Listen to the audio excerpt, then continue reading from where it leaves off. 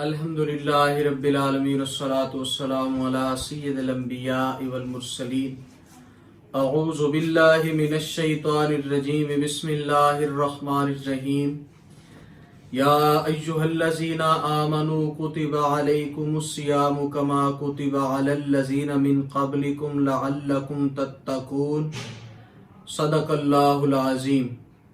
اللہم صلی علی سیدنا و مولانا محمد وعلی آلہ و اصحابہ سیدنا و مولانا محمد وبارک وسلم وصلی علیہ۔ حضرات ذی وقار، رمضان المبارک کا آغاز ہو چکا ہے۔ اللہ رب العزت نے رمضان المبارک میں مجھے اور آپ کو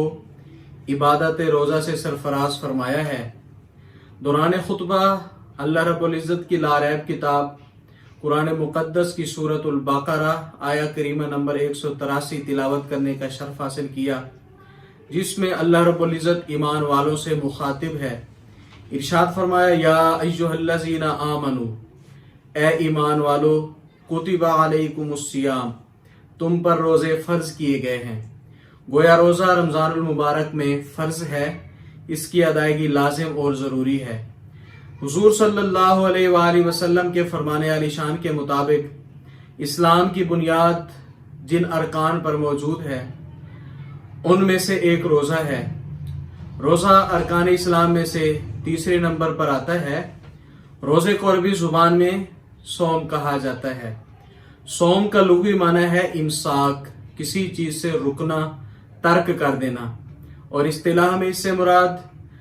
ہر مسلمان عاقل بالغ کا جس میں کوئی عذر موجود نہ ہو، صبح صادق سے لے کر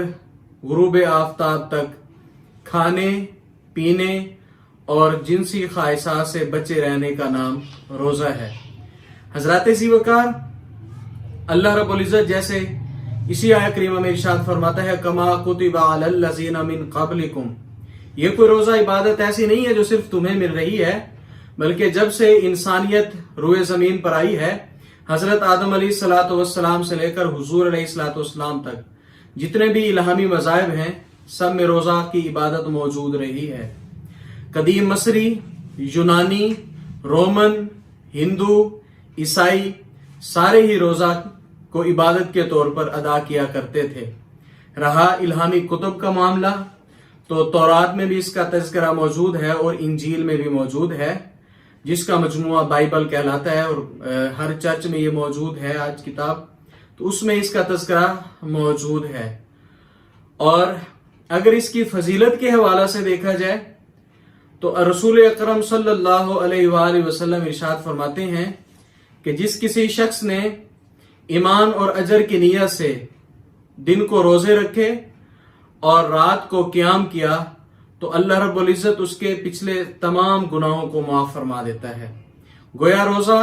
وہ عبادت ہے جس کے ذریعے سے انسان کے سارے گزشتہ گناہ معاف ہو جاتے ہیں۔ اور ایک اور روایت سماعت فرمائیں، حضور صلی اللہ علیہ وآلہ وسلم نے ارشاد فرمایا، جنت کے 8 دروازے ہیں اور ان 8 میں سے ایک کا نام ریان ہے۔ کل قیامت والے دن اللہ رب العزت روزہ دار کو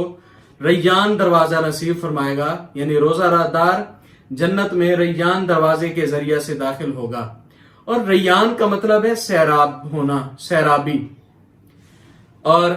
اس کو ریان اس وجہ سے کہا جاتا ہے ایک اور روایت کے حوالے سے کہ کل قیامت والے دن جب روزہ دار اس ریان سے گزرے گا، کیونکہ اس نے دنیا میں روزہ کی وجہ سے پیاس برداشت کی، بھوک برداشت کی، اللہ رب العزت کی حلال کردہ چیزوں سے بچا رہا، دور رہا، تو اس کا اجر اللہ رب العزت دخول جنت کے وقت عطا فرما دے گا۔ اور ریان دروازے سے جب اس کا گزر ہوگا، انٹری ہوگی،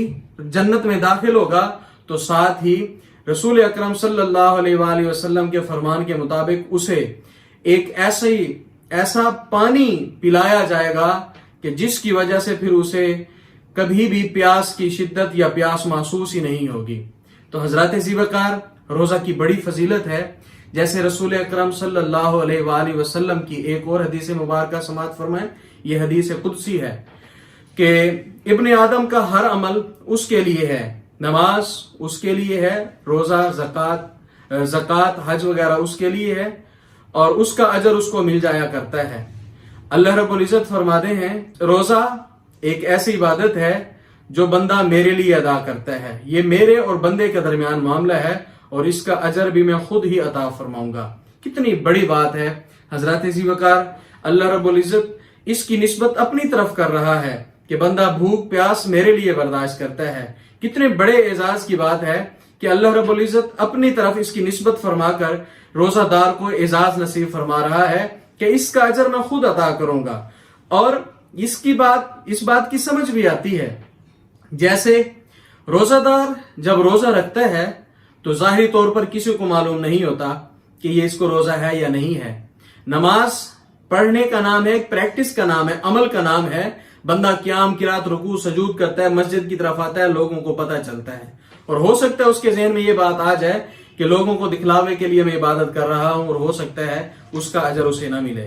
زکوٰۃ اور اگر کسی کو بھی نہ معلوم ہو لیکن جس کو ادا کی جاتی ہے اس کو تو معلوم ہوتی ہے، اس میں بھی مخلوق کی انوالومنٹ ہو جاتی ہے۔ لیکن روزہ ایک ایسی عبادت ہے کہ اس کا ظاہری طور پر کوئی نشانی، کوئی اشارہ نہیں ملتا۔ اس وجہ سے اللہ رب العزت نے فرمایا کہ روزہ خاص میرے لیے ہے اور اس کا اجر میں خود ہی عطا کروں گا۔ تو حضرات ذی وقار، یہ تو رہی روزے کی فضیلت۔ اور اگر کوئی شخص خدا نہ خواستہ روزہ چھوڑ دیتا ہے، ہم بہت زیادہ غیر محتاط ہو چکے ہیں، روزے کا احساس نہیں کرتے اور کچھ نہ ہونے کے باوجود روزے چھوڑ دیتے ہیں۔ صرف عذر کیا ہوتا ہے جی؟ پیاس بہت لگتی ہے، دن بڑے ہیں، گرمی بہت ہے، شدت کی گرمی ہے، بھوک بہت لگتی ہے۔ ذرا اس معاملے کو دیکھیں جب غزوہ خندق کے موقع پر سخت گرمی کے اندر 3 دن تک رسول اکرم صلی اللہ علیہ وآلہ وسلم اور صحابہ کرام نے کچھ کھایا نہ کچھ پیا، اور پھر اس کے ساتھ ساتھ محنت و مشقت کے معاملات بھی تھے، میدان جنگ تھا،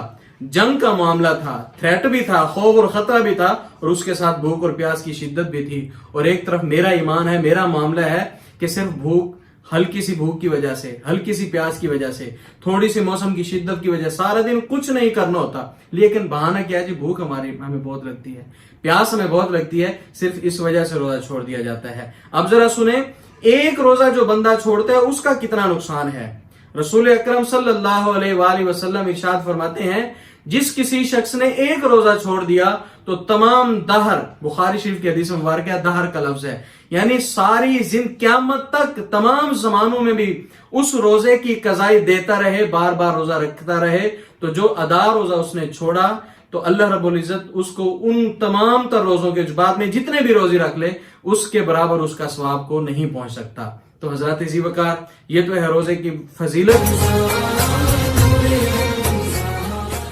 اور اس کے علاوہ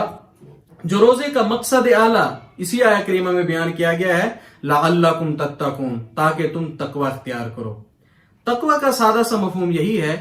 کہ اللہ رب العزت کی بارگاہ سے اس کی ربوبیت، اس کے رزاق ہونے، اس کے خالق اور مالک ہونے کی وجہ سے اس بات کا بھرم اور شرم رکھتے ہوئے گناہوں سے بچ جانا، دل میں کھٹکا موجود رہنا، خوف موجود رہنا، کہیں میں یہ غلط کام کر رہا ہوں، میرے مالک نے مجھے منع کیا ہے، اگر یہ کام کر لیا میں نے تو ہو سکتا ہے کہ میرا مالک ناراض نہ ہو جائے۔ اس کھٹکے کی وجہ سے، اس کھٹکے کا دل میں موجود رہنا، اللہ رب العزت کی بارگاہ میں خوف کا اظہار کرنا، اس کو تقوی کہا جاتا ہے۔ تو روزے کا مقصد اعلیٰ حصول تقوی ہے۔ تقوی کا حصول ہے جو روزے کے ذریعے سے بندے کو ملتا ہے کہ اللہ رب العزت کی بارگاہ میں خوف کا پیدا ہونا، اس سے ڈرتے رہنا۔ اور اس حوالے سے یہاں پر ایک اور بات بھی، ایک اور اینگل سے آپ کو عرض کرنے کی کوشش کرتا ہوں، ہو سکتا ہے بات سمجھ آ جائے اور میری اور آپ کی بگڑی بن جائے